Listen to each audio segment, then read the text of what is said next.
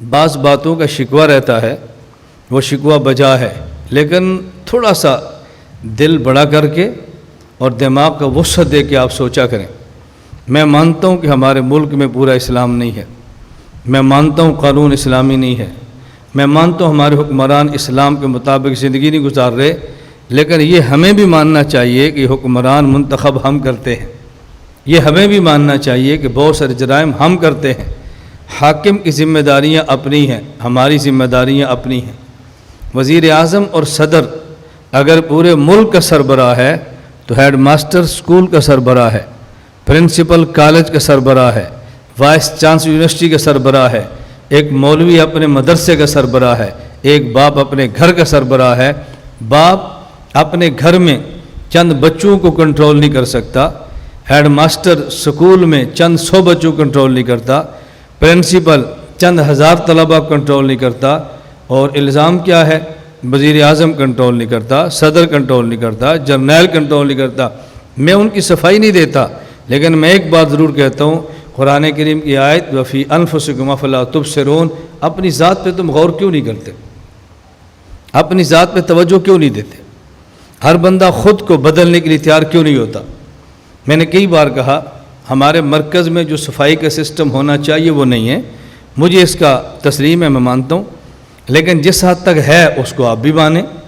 میں اپنے طلبہ سے اساتذہ سے کہتا ہوں بھئی حکومت وقت کی ذمہ داری ہے کہ جس طرح اسکول اور کالج اور یونیورسٹیوں میں صفائی کا انتظام کرتی ہے مدارس میں بھی کرے، لیکن اگر وہ نہیں کرتے تو ہم صفائی کرنا چھوڑ دیں؟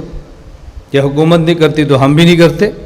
حکومت وقت کی ذمہ داری ہے ایسا نظام بنائے کہ چوری نہ ہو، لیکن اس کا معنی کہ ہمیں تو چوری چھوڑنی چاہیے۔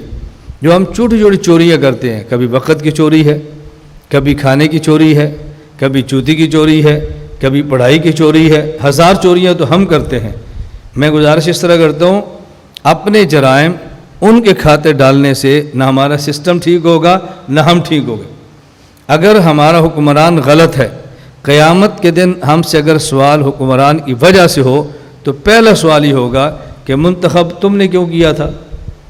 تمہیں پتہ تھا بندہ ٹھیک نہیں، تم ووٹ نہ دیتے؟ تمہیں پتہ تھا بندہ ٹھیک نہیں، منتخب نہ کرتے، کیوں تم نے منتخب کیا؟ اس کا جواب ہمارے پاس کیا ہوگا؟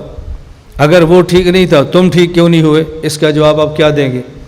رسول اکرم صلی اللہ علیہ وسلم فرمایا کلکم الا کلکم راعٍ وکل راعٍ مسئول عن رعیتہ، تم میں ہر شخص سربراہ ہے اور ہر سربراہ کو ماتحت کے بارے میں پوچھا جائے گا۔ ہمارے پاس یا مدرسے میں طلبہ حفظ کے بھی ہیں، کتب کے بھی ہیں، علماء بھی ہیں، ہمارے ادارے میں بچیاں بھی ہیں۔ میں اساتذہ سے کہتا ہوں کہ یہ بچے قوم کی امانت ہے، اپنے گھر والوں سے کہتا ہوں کہ بچیاں ہماری امانت ہے، ہماری اولاد ہے۔ جس طرح اولاد کے بارے میں سوچتے ہو ان کے بارے میں سوچو۔ ہم نے کوشش کی اور طالب علم نہ بن سکا، ہمیں قیامت کو مواخذہ نہیں ہوگا۔